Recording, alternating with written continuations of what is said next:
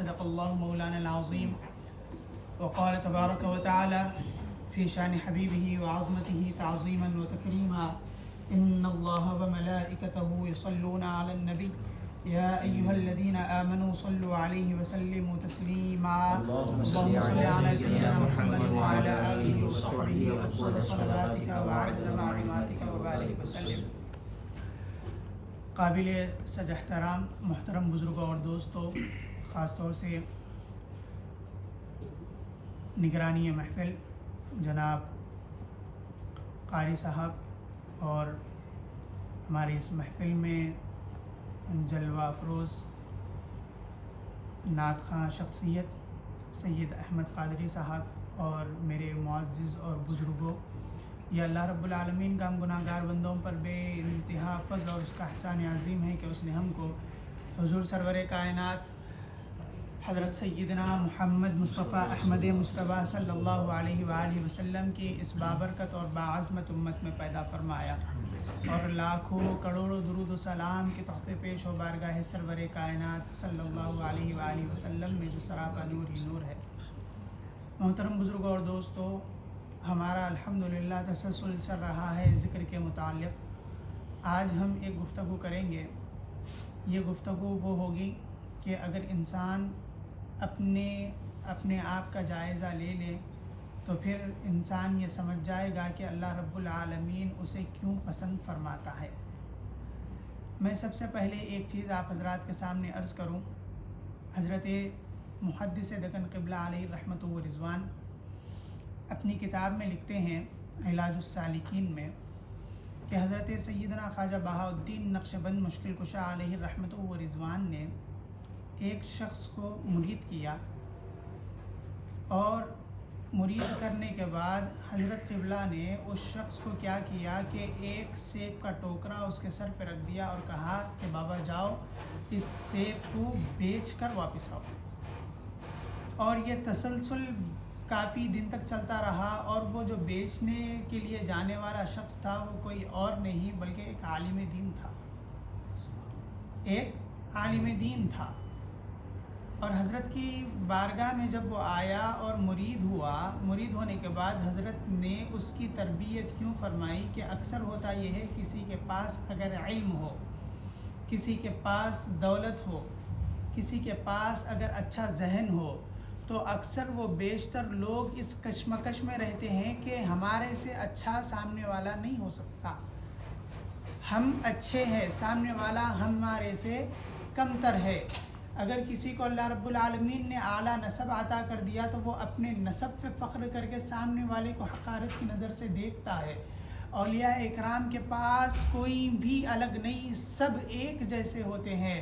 اسی لیے کہا گیا ایک ہی صف میں کھڑے ہو گئے محمود و ایاز، نہ کوئی بندہ رہا نہ کوئی بندہ نواز، نہ کوئی بندہ رہا نہ کوئی بندہ، کوئی خاص نہیں، کوئی عام نہیں، جس کو جو عطا کرنا ہے اس کو وہ عطا کیا جاتا ہے بزرگان کبار کے پاس۔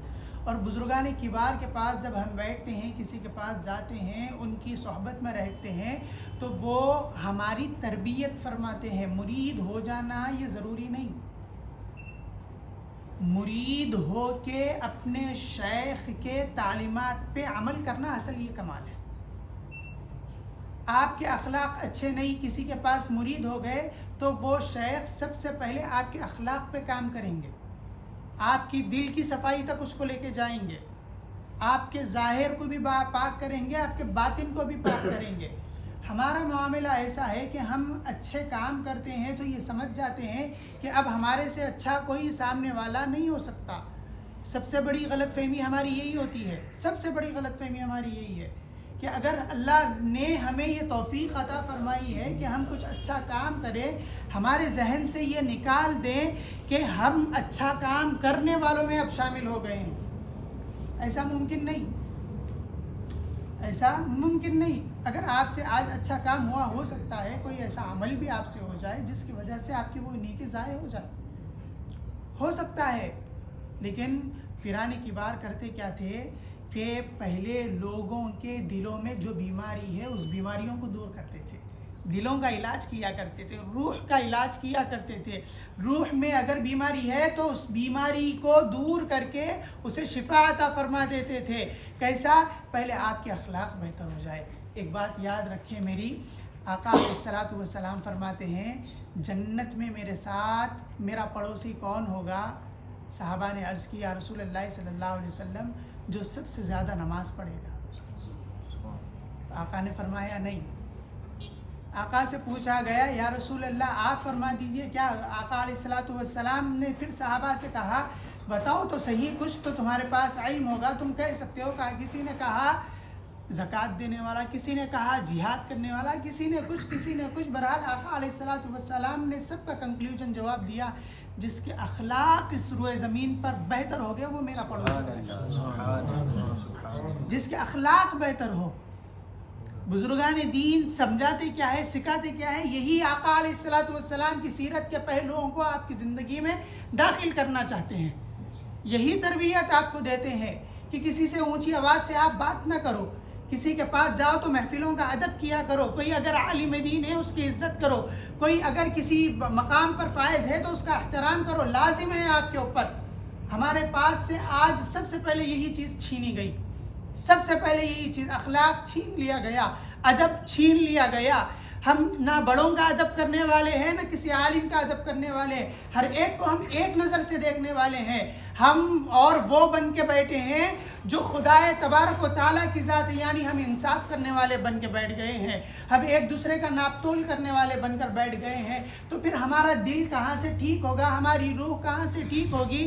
ہمارے قلب کو وہ تسکین کیسے ملے گی جو بزرگان کبار کو ملی تھی؟ ان کے صدقے میں اللہ رب العالمین نے کئی حضرات کو عطا کی تھی، وہ کیسے ملی تھی؟ وہ ان کے اخلاق بہتر ہوئے تھے. اور بعض بزرگان کبار فرماتے ہیں، میں آپ حضرات کے یعنی دلوں کو اس طرف متوجہ کرنا چاہتا ہوں. ایک شیخ تھے، بڑے کمال درجے کے وہ شیخ تھے. ان کی خدمت میں ایک شخص آیا، کہا حضرت میں مرید ہونا چاہ رہا ہوں. آپ حیرت کریں گے اس واقعے کے اختتام پر کہ کیا اللہ رب العالمین کسی کا ذہن اس انداز سے بھی کھول سکتا ہے. تو وہ بزرگ کے پاس وہ شخص آئے، آ کے عرض گزار ہوئے حضرت میں آپ کا مرید ہونا چاہ رہا ہوں اور آپ ہی کی خدمت میں رہنا چاہ رہا ہوں. حضرت میں سب کچھ چھوڑ کے آ گیا، بس آپ کی خدمت میں رہنا چاہ رہا ہوں، اب میرا آگے پیچھے کوئی نہیں سوائے آپ کے. حضرت نے کہا کہ بابا ٹھیک ہے، دیکھو میرے پاس تو کچھ ایسی گنجائش نہیں ہے، البتہ ایک کام یہ کرو کہ آپ جاؤ اور ہماری مسجد میں آرام کر لیا کرو اور مسجد کی خدمت کر لیا کرو، مسجد کی خدمت کر لیا کرو. تو وہ صاحب کیا کیے کہ اپنے پیر و مرشد کے اس قول پہ عمل کرتے ہوئے مسجد کے وہ خادم بن گئے. جب حضرت آتے وہ مسجد کے کسی نہ کسی کام میں مصروف ہوتے، مسجد کے کسی نہ کسی کام میں وہ مصروف ہوتے. تو حد یہ تھی کہ ان کا کام، ان کا مشغلہ یہ ہو گیا تھا کہ وہ مسجد کے باتھ روموں کی صفائی پہ زیادہ ذہن دیتے، زیادہ وقت وہ وہاں پہ گزار دیتے. پھر اس کے بعد پاکیزہ ہو کے نماز کے لیے آ جاتے، پھر چلے جاتے، پھر صاف صفائی کا خیال رکھتے. اس انداز سے وہ خیال رکھنے لگے کہ ایک وقت ایسا آیا کہ ایک شخص آیا حضرت کی خدمت میں، کہا حضرت آپ نے ہمیں وقت دیا ہے خطابت کے لیے، لیکن آپ اب فرما رہے ہیں کہ آپ کی طبیعت ناساز ہے، اگر آپ حکم کریں آپ کسی کا ایک کا نام تجویز کر دیں تاکہ ہم اسے لے جائیں اور جو آپ نے ہمیں وقت دیا تھا وہ ہم آپ کی کسی فیض یافتہ سے فیض پا لیں گے. حضرت نے کہا کہ دیکھو بابا اب میری تو حالت ایسی نہیں ہے کہ میں آپ کے پاس آ سکوں اور آپ سے جو بات میں نے کہی ہے اس کا حق ادا کر سکوں.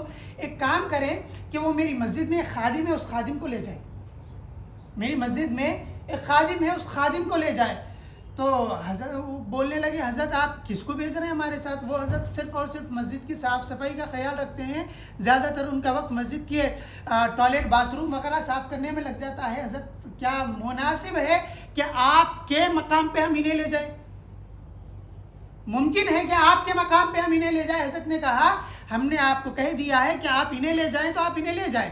تو حضرت کے حکم پر اور حضرت کے اصرار پر انہوں نے ان شخصیت کو لے گئے اور وہ شخصیت کو جب لے کے گئے جا کے ایک بڑا مجموعہ ہے، کیونکہ وہ شخصیت جو تھے کوئی معمولی شخصیت نہیں تھے، بڑا ان کا نام تھا. انہوں نے کہا تو اب ان کی جگہ پہ یہ حضرت گئے، جا کے منبر پر جب بیٹھے تو سب سے پہلے آپ رو دیے کہ میں کہاں مسجد صاف کرنے والا، کہاں میں مسجد کی خدمت کرنے والا، اور کہاں یہ مقام یعنی منبر رسول پر مجھے بٹھا دیا گیا، اتنی عزتوں سے مجھے نوازا جا رہا ہے، میں کیا تھا اور مجھے کیا بنا دیا گیا، کہاں بٹھا دیا گیا، کہاں بٹھا دیا گیا مجھے۔ بس وہ اسی فکر میں اپنے انداز بیان کا آغاز کرتے ہیں، اور اس انداز سے انہوں نے کلام کیا لوگوں کے سامنے۔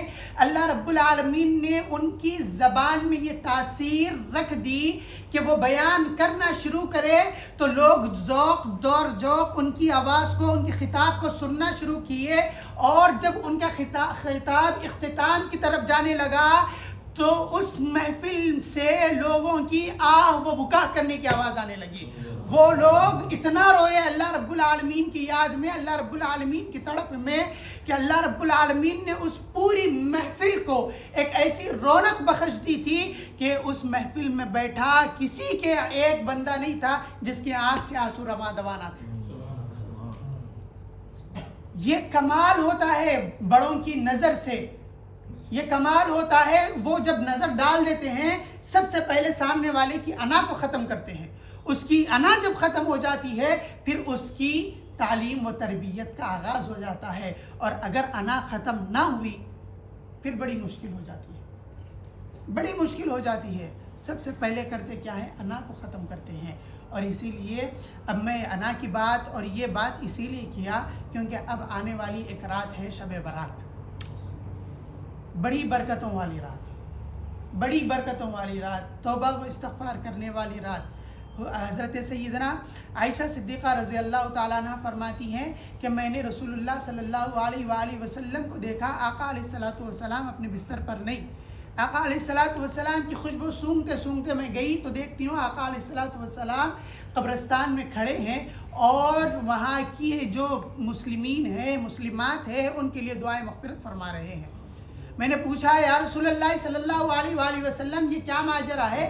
یہ رات ہے اور آپ اتنی رات کو قبرستان میں آئے ہیں اور دعائیں مانگ رہے ہیں؟ تو حضرت حضور پاک علیہ الصلوۃ والسلام نے سیدہ عائشہ صدیقہ رضی اللہ تعالیٰ عنہ سے فرمایا اللہ رب العالمین آج کی رات بنو کلب کی بکریوں کے بالوں کے برابر دوزخ میں جانے والوں کو جنت عطا فرمانے والا ہے۔ آج کی رات اللہ رب العالمین اتنے گناہگاروں کو برات کا اعلان کرنے والا ہے، جہنم سے آزاد فرمانے والا ہے، جنت میں داخلہ عطا کرنے والا ہے۔ آج کی رات فیصلوں والی رات ہے۔ کون کون اس دن رہے گا، آئندہ سال رہے گا، اللہ رب العالمین آج لکھ دے گا۔ کون کون آئندہ سال مرے گا، اللہ رب العالمین آج کے دن لکھ دے گا۔ کون کون کتنا رزق کھائے گا، اللہ رب العالمین آج کے دن لکھ دے گا۔ کس کس کو کیا مقام ملنے والا ہے، اللہ رب العالمین آج کے دن لکھ دے گا۔ یہ رات ایسی رات ہے جس دن اللہ رب العالمین اپنے مقام کو چھوڑ کر آسمان اول کی طرف آتا ہے اور ندا دیتا ہے مانگو جو مجھ سے مانگنا چاہتے ہو، مانگو میں تمہیں عطا کر دوں گا۔ بخشش مانگنا چاہتے ہو، بخشش مانگو میں تمہیں عطا کروں گا۔ رزق مانگنا چاہتے ہو، مانگو میں تمہیں عطا کر دوں گا۔ صحت مانگنی ہو، مانگو آج میں تمہیں عطا کر دوں گا۔ استغفار کرنا ہے، توبہ کرنا ہے، مانگو میں تمہیں عطا کر دوں گا۔ مغفرت طلب کرنا ہے، کر لو میں تمہیں عطا کر دوں گا۔ دوزخ سے نجات چاہتے ہو، مانگو میں تمہیں عطا کر دوں گا۔ دنیا کا مال و زر مانگتے ہو تو مانگو آج میں تمہیں عطا کر دوں گا۔ اور یہاں تک فرمایا گیا اللہ رب العالمین اپنے اس بندوں کو ندا دیتا ہے، اور یہاں تک کہ صبح جب ہوتی ہے اللہ رب العالمین اس رات کے مانگنے والوں کو وہ عطا فرما دیتا ہے جو اس رات اللہ رب العالمین سے مانگتے ہیں۔ اور جب مانگنا شروع کرتے ہیں توبہ ہو، استغفار ہو، اللہ رب العالمین قبول کرتا ہے۔ رزق میں برکت اللہ رب العالمین قبول کرتا ہے، حیات میں برکت اللہ رب العالمین قبول کر لیتا ہے۔ بڑی عظمت والی رات آنے والی ہے۔ اگر اس رات کو بھی ہم اسی انداز سے گزار دیں کہ اب آئندہ انشاءاللہ دیکھیں گے آنے والا سال عبادت کریں گے، یا کسی کے بھٹکاوے میں آ گئے، اس رات کا ذکر قرآن میں نہیں ہے، اس رات کا ذکر حدیث میں نہیں ہے، ان اندھوں کو کیا فکر ہے کسی کے بخشے جانے سے یا کسی کے بخشوائے جانے سے؟ اللہ رب العالمین کے ان انعامات سے انہیں پرواہ نہیں ہے، لیکن ہم اللہ رب العالمین کی ہر اس نعمت کا ذکر کریں گے جس کا آقا علیہ अलैहि वसल्लम ने जिक्र किया है। हम उस रात को मानेंगे जो रात आका अलैहि वसल्लम ने अमल किया है। कहते हैं कि आका अलैहि वसल्लम ने सिर्फ एक दिन अमल किया था और तुम हर शबे बरात को करते हो। हम जानते हैं वो आका जनाब मुहम्मद रसूलुल्लाह सल्लल्लाहु अलैहि वसल्लम की ज़ात है, वो इमामुल अंबिया है, वो शाफ़िए महशर है, साक़िए कौसर है, तमाम अइम्मा के तमाम नबियों के सरदार है, मेराज के दूल्हे हैं। अल्लाह रब्बुल आलमीन ने उन्हें बड़ी शान बड़ी शौकत अता फरमाई है। वो जब एक मर्तबा अल्लाह रब्बुल आलमीन से कुछ मांग ले, अल्लाह रब्बुल आलमीन उन्हें अता फरमा देता है। आका की उसी सुन्नत को जिंदा रखते हुए हम हर साल आका अलैहि वसल्लम की सुन्नतों पर अमल करते हैं, अपने आप को अल्लाह रब्बुल आलमीन की बारगाह में पेश कर देते हैं। मौला आज तू हमारी दुआओं को कबूल फरमा ले। फरमाते हैं हुजूर हदीस पाक में आता है, हुजूर पाक अलैहि वसल्लम ने अपनी मगफिरत की भी दुआ फरमाई है, अपने लिए भी इस्तगफार किया है। आका अलैहि वसल्लम ने उन लोगों के लिए भी इस्तगफार किया है जो इस दुनिया में नहीं थे। आका अलैहि वसल्लम ने उनके लिए भी इस्तगफार किया है जो इस दुनिया में मौजूद थे। तो पता क्या चला, आज की रात यानी जो रात आने वाली रात है बड़ी अजीमत वाली रात है, बड़ी अहमियत वाली रात है। उस रात हमें अपने कामों में अगर चूँकि मेहनत करने के लिए आए हैं, वक्त ऐसा निकालें कि अल्लाह रब्बुल आलमीन के हुजूर अपनी हाज़िरियों को पेश करें, अल्लाह रब्बुल आलमीन के बारगाह में दुआएं करें, इल्तिजाएं करें कि मौला जो गुनाह हो गए हैं उसे माफ़ फरमा दे। मौला अब आने वाला साल हमारे लिए रहमतों वाला लिखे। और मैं यहाँ पर एक ज़िक्र करना चाहूँगा, क्योंकि हम अहले सुन्नत वल जमात के मानने वाले हैं, हम पीरानी किबार को भी मानते हैं, औलियाए औज़ाम को भी मानते हैं। अल्लाह रब्बुल आलमीन ने उन्हें जो जो इल्म अता किया था वो इल्म से हम बहरवर हो रहे हैं, फ़ायदा मंद हो रहे हैं, फ़ायदा हासिल कर रहे हैं। उसी में एक शख्सियत जो हज़रत सैयदना इमाम रब्बानी मुजद्दिद अल-फ़सानी शेख अहमद फ़ारूक़ी सरहिंदी अलैहि रहमतु व रिज़वान फरमाते हैं, मैं शब बारात की रात इबादत में मसरूफ़ था। आपकी अहलिया मोहतरमा सुबह सुबह आई, कहती है क्या रात गुजरी, क्या रात गुजरी। अल्लाह रब्बुल आलमीन ने किन किन के लिए क्या क्या फ़ैसले किए होंगे। किसी को बरात यानी नजात दे दी होगी, किसी को औलाद दे दी होगी, किसी को नेक नसीबा कर दिया होगा, किसी के रिस्क में बरकत अता कर दी होगी, किसी को बीमारी से शिफा मिल गई होगी। आज की रात बड़े फैसले हुए हैं। कौन दुनिया में आने वाला है अल्लाह रब्बुल आलमीन ने वो लिख दिया होगा, कौन दुनिया से जाने वाला है।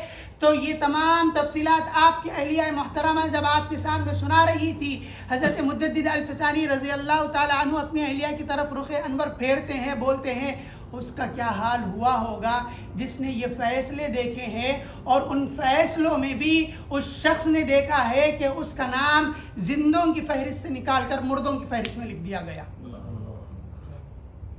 जिंदों की फहरिस्त से निकाल कर मुर्दों की फहरिस्त में लिख दिया गया। और फरमाते हैं ये शब बारात गुजरी, आइंदा शब बारात आने से पहले हज़रत सैयदना मुजद्दिद अल-फ़सानी रज़ी अल्लाह ताला अन्हु इस दारिफ़ाने से कुछ फरमा गए। क्या मकाम उनका रहा होगा, क्या मर्तबा लौहे महफूज पे लिखा जा रहा है। ये ज़मीन पर बैठ के लौहे महफूज का दीदार कर रहे हैं, लौहे महफूज पे लिखे जाने वाली तकदीर को देख रहे हैं। ये कैसा मुमकिन है, ये अल्लाह की याद से मुमकिन है, हबीब पाक अलैहिस्सलातु वस्सलाम की याद से मुमकिन है। उसी याद को याद करने के लिए हम यहाँ जमा हो रहे हैं और इसी की बरकतें होगी जिसके लिए कुरान में फरमाया गया अला बिज़िक्रिल्लाहि तत्मइन्नुल क़ुलूब, कि बेशक अल्लाह रब्बुल आलमीन ही का जिक्र है जो तुम्हारे कुलूब को क्या करेगा, तसल्ली बख्शेगा, इत्मीनान बख्शेगा। इसी ज़िक्र की हमें फ़िक्र करनी है। क्यों, हर नियामत हम सुबह शाम अल्लाह रब्बुल आलमीन की खा रहे हैं। सुबह उठ रहे हैं तो अल्लाह रब्बुल आलमीन के करम से, रिज़्क़ खा रहे हैं तो अल्लाह रब्बुल आलमीन के करम से, सांस ले रहे हैं तो अल्लाह रब्बुल आलमीन के करम से, बीमारी से हिफाजत हो रही है अल्लाह रब्बुल आलमीन के करम से, हमारे रिज़्क़ में बरकत वुसाअत पैदा हो रही है अल्लाह रब्बुल आलमीन के करम से, आका अलैहिस्सलातु वस्सलाम के सदक़े से। ये तमाम नियामतें जब मिल रही है तो हमारा काम क्या है, हम अल्लाह रब्बुल आलमीन को याद करें और अल्लाह रब्बुल आलमीन को सुबह व शाम याद करें। कैसा याद करें, फरमाते हैं काम में है मसरूफ़ रहो, मतलब नहीं, लेकिन अपने दिल को अल्लाह रब्बुल आलमीन की तरफ जोड़े रखो। अगर नापाकी के हालत में भी हो تو اپنے قلب کو اللہ رب العالمین کی طرف جوڑا کرو. اگر تم بے وضو ہو تو بھی اپنے آپ کو اللہ رب العالمین سے جوڑے رکھو. بستر پر لیٹے ہو تو اپنے آپ کو اللہ رب العالمین سے جوڑے رکھو. چل رہے ہو، پھر رہے ہو، گھوم رہے ہو، اللہ رب العالمین نے جو آنکھیں دی ہیں ان آنکھوں سے اللہ رب العالمین کے تجلیات کا نظارہ کر رہے ہو، اللہ رب العالمین کی خلقت کا نظارہ اگر کر رہے ہو تو بھی اللہ رب العالمین سے جڑے رہو. اپنی زبان کو اگر حرکت نہ دے سکو تو اپنے قلب کو حرکت دو اور اس کو یاد الہی میں غرق رکھو تاکہ اس کے اندر پیدا ہونے والے وسوسے ختم ہو جائے. کیونکہ فرماتے ہیں بزرگان دین، ہمارا دل ایک ایسا مقام ہے جہاں وسوسے گھیرا جمائے رہتے ہیں. ایک وسوسہ ختم ہوتا ہی نہیں دوسرا وسوسہ آ جاتا ہے، دوسرا ختم ہوتا ہی نہیں اس میں سے تیسرا پیدا ہو جاتا ہے، وہ تیسرا ختم ہوتا ہی نہیں. تو اسی لیے ان وسوسوں کو دور کرنے کے لیے کثرت کے ساتھ ذکر کرو تاکہ دل آپ کا ذکر میں مصروف رہے اور وسوسوں کی طرف نہ جائے. اسی لیے فرماتے ہیں کہ ہمارا جو قلب ہے، ہمارا جو دل ہے، ہماری جو کیفیات ہے انسان کو اس طرف لے جاتی ہے ہمیں یہ کام کرنا ہے. پھر ہوتا یہ ہے کہ ہمیں یہ کام کرنا ہے، ایک کام ختم ہوتا ہی نہیں دوسرے کام کی طرف ہمیں مصروف کر دیتا ہے. مثال کے طور پہ ہم نے یہ سوچ لیا کہ اب ہم ذکر کریں گے، یعنی عشاء کی نماز کے مثال کے طور پہ، ویسے تو انشاءاللہ آپ ذکر کریں گے، عشاء کی نماز کے بعد چلو ہم ذکر کریں گے اور ذکر بھی تنہائی میں کریں گے. ہوتا کیا ہے جب ہم ذکر کرنے کا ارادہ کر لیتے ہیں نا تو ہمارے اس ذکر کرنے کے ارادے کو شیطان بھٹکا دیتا ہے. کیسے بھٹکاتا ہے؟ ہمارے پاس کچھ ایسا کام آ جاتا ہے جو کسی قسم سے اہمیت نہیں رکھتا، لیکن شیطان اس کو اس اہمیت کے ساتھ پیش کرتا ہے کہ اگر یہ کام نہیں کرے تو پھر دوسرا ہمارے لیے کوئی کام مشکل ہو جائے گا. اگر اب ہم یہ نہیں کرے تو ہمارے لیے تو وہ آپ ذکر سے رک گئے. پھر ہوتا کیا؟ نہیں تھوڑا فجر کے بعد اپن کر لیں گے ذکر، کوشش کرتے. جب فجر کی نماز ہوتی مشکل سے اگر یاسین شریف کی تلاوت ہو گئی تو یاسین شریف کی تلاوت کرتے کرتے نیچے جا کے اوپر آتے، ڈبکیاں لیتے رہتے، نیند کا غلبہ آ جاتا. اب پھر کیا ہوتا؟ اب تھوڑا مشکل ہے، پھر کام پہ بھی جانا ہے، بستر پہ لیٹ جاتے، بستر پہ لیٹ جاتے. پھر ارادہ کرتے ظہر کی نماز کے وقت کم از کم وہ ٹائم پہ کوئی بھی نہیں چھیڑتے، نماز کے ہنستے جاتے 10 منٹ تو بھی بیٹھ کے کریں گے. اب 10 منٹ وہ بیٹھنے کا آپ انتظار کرتے، اب جاتے جاتے شیطان آپ کو پیچھے کچھ تو بھی ایک کام لگا دیتا، فوری نماز پڑھ کے آ جاؤ یہ کام کرنا ہے، very important, it's a very important, we have to attend the meeting, it's a very important. وہ کچھ تو بھی ایک لگا کے چھوڑ دیتا. اب آپ پھر واپس آ جاتے، ارے نہیں کام ضروری ہے. وہ ہوتے ہوتے اپنا وقت ایسے ہی گزر جاتا ہے اور ذکر کی ہمیں توفیق نہیں ہوتی، سعادت نہیں ملتی. اسی لیے اگر آپ کو یہ توفیق مل جائے تو یہ توفیق عطا کرنے والے کا بھی شکریہ ادا کرنا. اللہ یہ تیرا ہی شکر ہے، اللہ یہ تیرا شکر ہے، تو نے تیرا ذکر کرنے کی ہمیں توفیق عطا فرمائی ہے. نہ ہماری زبان اس قابل مولا تیرا ذکر کر سکے، نہ ہمارا ذہن اس قابل کہ مولا ہم تیرے ذکر کر سکے. مولا ہمارا قلب اس قابل نہیں کہ ہم تیری تجلیات کو اپنے قلب کی طرف راغب کر سکے. مولا تو بڑی شان والا، تو بڑا کریم، تو بڑا رحیم. مولا بس تیری تجلیات کے منتظر ہے. مولا ہمیں دنیا سے کوئی غرض نہیں، ہم جو چاہتے ہیں مولا وہ تیری رضا، ہم جو چاہتے ہیں مولا وہ تیری رضا. آقا علیہ الصلوۃ والسلام جنگ بدر کے موقع پر قرآن پاک میں آیت نازل ہو گئی کہ اللہ رب العالمین نے بدر والوں کے لیے مدد نازل فرمائی ہے. آقا علیہ الصلوۃ والسلام نے کیا فرمایا؟ یہ اللہ کی مدد تھی، اسی لیے ہم یہاں پر فتح یاب ہوئے. جہاں جہاں آپ کو کامیابی ملنا ہے وہاں وہاں اللہ رب العالمین کی مدد آپ کے شامل حال ہو جائے گی. کہتا ہے خدا قرآن پاک میں بل اللہ مولاکم، وہی تمہارا مولا ہے، وہی تمہارا مددگار ہے، وہی تمہیں کامیاب کرنے والا ہے. اب ہمیں کیا چاہیے؟ ہمیں یہ چاہیے کہ ہم اللہ رب العالمین کی طرف اپنے توجہات کو لے جائیں، اللہ رب العالمین کی بارگاہ میں اپنے آپ کو پیش کریں، اپنے آپ کو حضور اللہ رب العالمین کی بارگاہ میں ایسا پیش کریں، مولا تیری ذات ہے تنے تنہا، اگر تو چاہے تو ہمیں فائدہ ہو جائے. مولا اگر تیری کوئی یعنی اگر ہمارے الہ تو نے اگر کچھ سوچ رکھا ہے ہمارے لیے یہ کام بہتر نہ ہو، انشاءاللہ مولا ہمارے لیے آگے بہتر ہوگا. اگر ہماری یہ فکر ہو گئی تو اب ہمیں فکر نہیں کہ دنیا میں ہمارے ساتھ کون ہے اور دنیا میں ہمارے ساتھ کون نہیں، ہمیں فکر کرنے کی ضرورت نہیں. جب مولا ہمارے ساتھ ہیں تو پھر ہمیں دنیا کی فکر کی ضرورت نہیں. حضرت محدث دگن قبلہ علیہ رحمۃ و رضوان اپنی کتاب میں بڑا پیارا نقطہ بیان فرماتے ہیں. کہتے ہیں بابا تمہیں اگر ذکر کی توفیق نہ ملے تو اپنے ہاتھ میں تسبیح رکھ لیا کرو, اپنے ہاتھ میں تسبیح رکھ لیا کرو. تسبیح کو کہا گیا ہے مذکرہ, یعنی یاد دلانے والی چیز. تسبیح رکھ لیا کرو ہاتھ میں. جب تسبیح کی طرف یا ہاتھ جائے گا یا ذہن جائے گا, کچھ نہ کچھ آپ اس کے اندر پڑھنا شروع کریں گے. یہ مت سوچو کہ یہ کیا کہے گا, یہ مت سوچو وہ کیا کہے گا. دنیا کا کام ہی کہنا ہے, دنیا کا کام. اگر آپ ہر ایک کو خوش کرنے لگ جائیں گے تو پھر آپ اپنی آخرت کی طرف سفر نہیں کر سکیں گے, آخرت کو سدھارنے کی طرف آپ نہیں جا سکیں گے. جب تک تو وہ کر رہے تھے, اب ہلو ہاتھ میں تسبیح لے لیا. آؤ اللہ کی توفیق سے لیے. کس سے لیے؟ اللہ کی توفیق سے لیے. کوئی لا کے نہیں دیا یہ رکھو تم تمہارے ہاتھ میں, نہیں, اللہ کی توفیق سے لیے. اگر کوئی لا کے بھی دیا تو وہ اللہ رب العالمین کی طرف سے وسیلہ بنا, اللہ رب العالمین کی طرف سے ہمارے لیے وسیلہ بنا. کیا کہ ہم اللہ رب العالمین کا ذکر کریں, یاد کریں اللہ رب العالمین کو, یاد کریں. کیسا یاد کریں؟ اب آپ کسی بھی سلسلے میں مرید ہو, جیسا ہم سلسلے نقش بندیہ میں مرید ہیں, ہم کہتے ہیں ذکر اللہ اللہ. ہم زبان کو حرکت نہیں دیتے, ہم زبان کو حرکت نہیں دیتے. ہم جب ذکر کرتے ہیں تو کسی کو محسوس ہی نہیں ہوتا کہ ہم ذکر کر رہے ہیں. حضرت سیدنا خواجہ بہاء الدین نقشبند مشکل کشا علیہ رحمۃ و رضوان, یا حضرت سیدنا خواجہ حسن بصری رضی اللہ تعالیٰ عنہ, کوئی ایک بڑے بزرگ ہے, نام فی الوقت ذہن میں نہیں آ رہا. آپ ایک بازار سے گزر رہے تھے, بازار سے گزرتے گزرتے ایک شخص کو دیکھے. وہ دیکھتے دیکھتے ٹھہر گئے. وہ شخص کو کوئی آ رہا ہے, یہ اٹھا رہے ہیں دے رہے ہیں, وہ آ رہا اٹھا رہے ہیں دے رہے ہیں, مطلب وہ اپنی تجارت میں مصروف ہے. اب حضرت کے شاگردہ حضرت کو دیکھ رہے ہیں, بولے حضرت آپ کبھی ایسا کرے ہی نہیں, کسی کو دیکھتے ٹھہرے ہی نہیں, معاملہ کیا ہے, کیوں آپ ان کو دیکھ رہے ہیں؟ حضرت نے فرمایا وہ اپنے کام میں مصروف ہے لیکن اس کا دل اللہ کی یاد میں مصروف ہے. وہ کام میں مصروف ہے لیکن اس کا دل اللہ رب العالمین کی یاد میں مصروف ہے. میں اس کو نہیں, اس کے قلب کو دیکھ رہا تھا جو اللہ کو یاد کر رہا تھا. تو یہ بزرگان دین ہمیں سکھاتے ہیں, تربیت دیتے ہیں, آپ مصروف رہیں اپنے کاموں میں لیکن اللہ کی یاد سے غافل نہ رہیں, اللہ کی یاد سے غافل نہ, اللہ کو یاد کرتے رہیں. اللہ کو آپ جتنا یاد کریں گے اللہ کا نور آپ کے قلب میں اتنا ہی جلدی اتر جائے گا, نازل ہوگا. یہ جو صحبت ہوتی ہے نا, ہماری صحبتوں میں ہم بیٹھتے ہیں بزرگان دین کے. حضرت محدث دگن قبلہ علیہ رحمۃ و رضوان لکھتے ہیں کہ بابا دیکھو, جب کسی صاحب مزار کے پاس جاؤ, کسی بزرگ کے پاس جاؤ, بڑے ادب کے ساتھ ان کے پاس بیٹھ جانا اور ان کے پاس کچھ دیر ذکر کر لینا.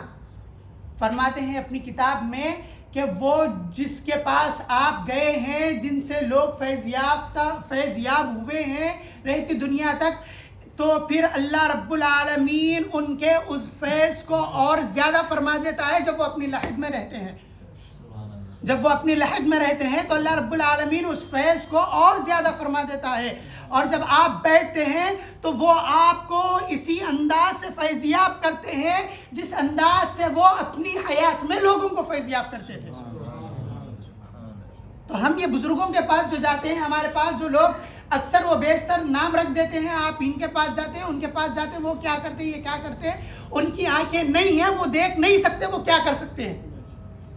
ہمیں ہمارے بزرگوں نے یہ عقیدہ دیا ہے, یہ بتایا ہے کہ اللہ رب العالمین ان کو اتنا عطا فرما دیتا ہے, ان کا فیض اتنا جاری ہو جاتا ہے, ان کی مزار پر جا کر اکتساب فیض سے آپ کی جو رکاوٹیں ہیں اللہ رب العالمین ان کو دور فرما دیتا ہے. آپ کی جو منزلیں طے ہوتے ہوتے رک گئی, ان کی برکت سے وہ منزلیں آسانی سے طے ہو جاتی ہیں.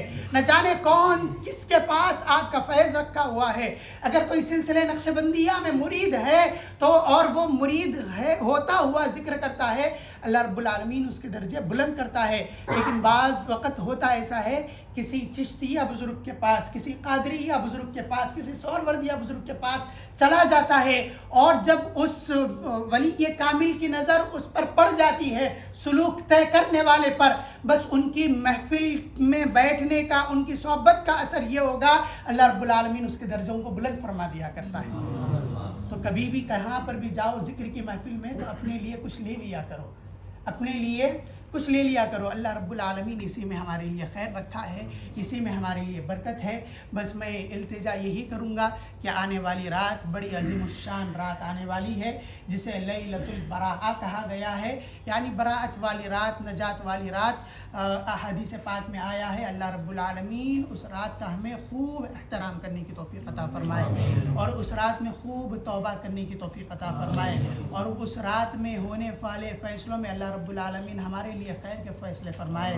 اللہ رب العالمین جن لوگوں کو مغفرت عطا فرما رہا ہے اس رات اللہ رب العالمین یعنی بنو کلب کے بکریوں کے بالوں کے برابر اللہ رب العالمین لوگوں کو دوزخ سے نجات عطا فرماتا ہے۔ تو ہماری دعا یہ ہے کہ اللہ رب العالمین ان نجات یافتہ لوگوں میں ہمارا نام شامل فرما لے، اور پھر اللہ رب العالمین ہمیں ذکر کثیر کرنے کی توفیق عطا فرمائے۔ اور میں نے جس قرآن پاک کی آیت کا تلاوت کا شرف حاصل کیا تھا، اللہ رب العالمین اس آیت مبارکہ کے صدقے میں ہمیں سچی اور پکی توبہ کرنے کی توفیق عطا فرمائے، اور اللہ رب العالمین ہمارے رزق میں اس رات بے پناہ برکتیں عطا فرمائے۔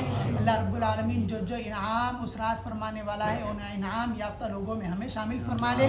پیرانے کبار نے جس انداز سے شب برات کو منانے کا حکم دیا ہے، اللہ رب العالمین ہمیں اسی انداز سے شب برات کا اہتمام کرنے کی توفیق عطا فرما لے۔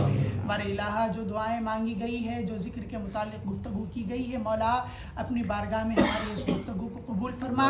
اگر کوئی غلطی لغزش کوتاہی ہوئی زبان سے الفاظ نکلنے میں، بار الہ اگر کوئی غلطی ہو گئی ہو تو اپنے فضل و کرم سے اسے معاف فرما دے۔ پیرانے کبار کے صدقے سے، پیرانے کبار کے فیضان سے ہم سب کو مالا مال فرما دے۔ بار الہ سلسلے نقشبندیہ کے بھی بزرگ سلسلے نقشبندیہ سے بھی نسبت رکھنے والے ہیں، سلسلے قادریہ سے، چشتیہ سے، سہروردیہ سے، مختلف سلسلوں سے بار الہ یہاں پر نسبت رکھنے والے آتے ہیں۔ بار الہ ہر ایک کو اپنے اپنے پیروں کا فیضان سے معمور فرما دے۔ ہر ایک شخص کو بار الہ جو یہاں پر سالک بن کے آیا ہے، جو ذکر کرنے کے لیے آیا ہے، بار الہ انہیں خوب ترقیوں کی منزلیں عطا فرما دے۔ بار الہ ہم جو ذکر کریں گے اس ذکر میں خوب برکتیں عطا فرما دے۔ بار الہ اس ذکر کو ہمارے لیے آسان فرما دے۔ وصلی اللہ تبارک و تعالی علی خیر خلقہ سیدنا محمد وعلی آلہ وصحبہ اجمعین برحمتک یا ارحم الراحمین والحمد للہ رب العالمین۔